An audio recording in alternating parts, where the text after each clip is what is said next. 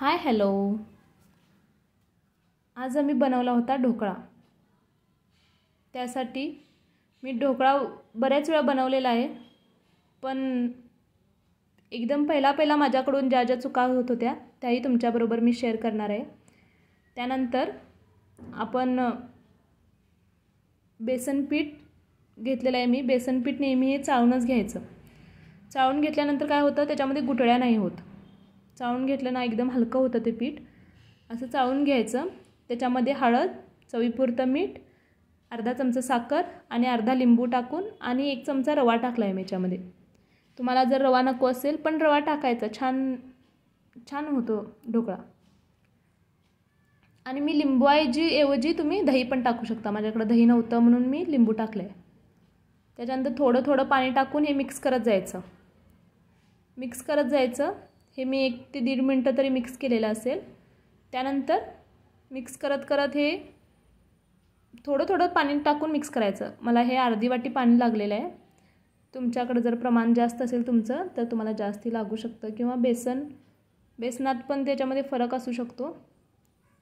त्यासाठी हे मी मिक्स करून 10 मिनटं बाजूला ठेवलं आहे.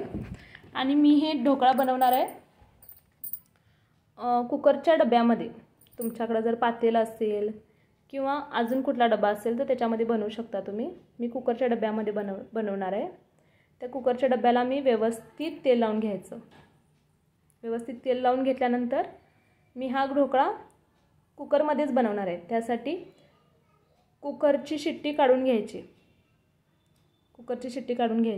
आणि कुकरमध्ये मी 1 ग्लास पाणी टाकून त्याच्यामध्ये अर्धा लिंबाची साल आणि स्टँड टाकून घेतलेला आहे. स्टँडच्या खालीच पाणी आहे. आणि कुकर लावून घेतलेला आहे आणि शिट्टी काढायची. त्यानंतर आपण जे बाजूला ठेवलं होतं ते मिक्स केलेलं ते आपण घ्यायचं आणि त्याच्यामध्ये अर्धा चमचा तेल टाकायचं. तेल टाकल्यानंतर ते मिक्स करून घ्यायचं अजून एक अर्धा सेकंद. अर्धा एक सेकंद तरी मिक्स करून घ्यायचं. आणि ह्याच्यामध्ये मी इनो वापरणार आहे. तुमच्याकडे जर बेकिंग पावडर किंवा बेकिंग सोडा असेल तर तेही वापरू शकता. मी ह्याच्यामध्ये इनो टाकणार आहे. त्यासाठी इनो टाकायचा आणि त्याच्यावर 1 चमच्याने पाणी पण टाकायचं पटकन. मग कसं होतं, रिॲक्शन पटकन होतं.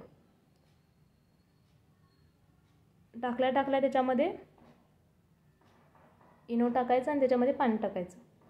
आणि मग गडबड करायची, जरा पटपट आवरायचं. आपण पटपट मिक्स करायचं. आणि मग मिक्स करून आपलं पाणी तर उकळतं आहे. ते मिक्स कुठल्या डब्यात बनवणार आहे त्याला डब्याला तेल पण लावलेलं आहे.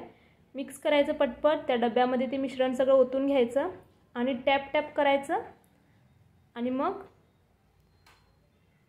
कुकरमध्ये पाणी उकळलं पाहिजे. केव्हाही आपण ढोकळा बनवताना पाणी हे उकळलं पाहिजे. त्या पाण्यातच हे ठेवायचं.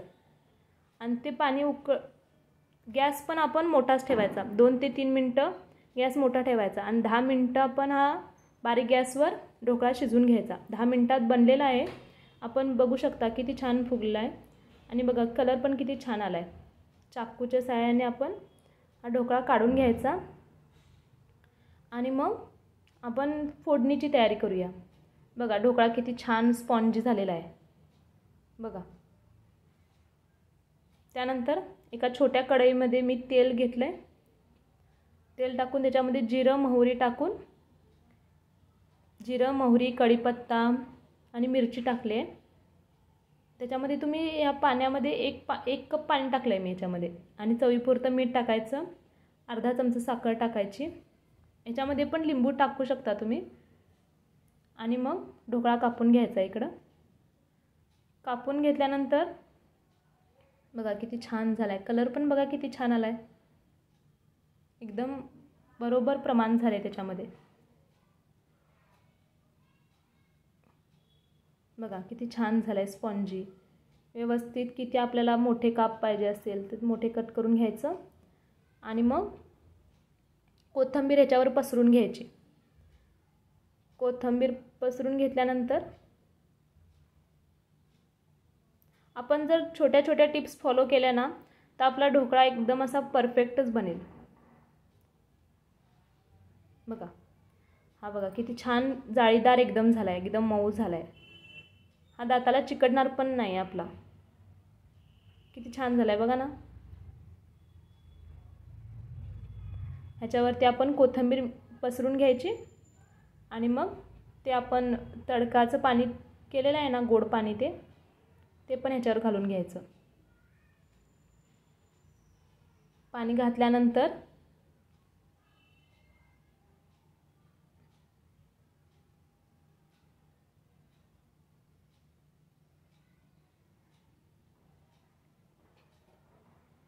व्हिडिओला लाईक करा, शेअर करा, सबस्क्राईब करा.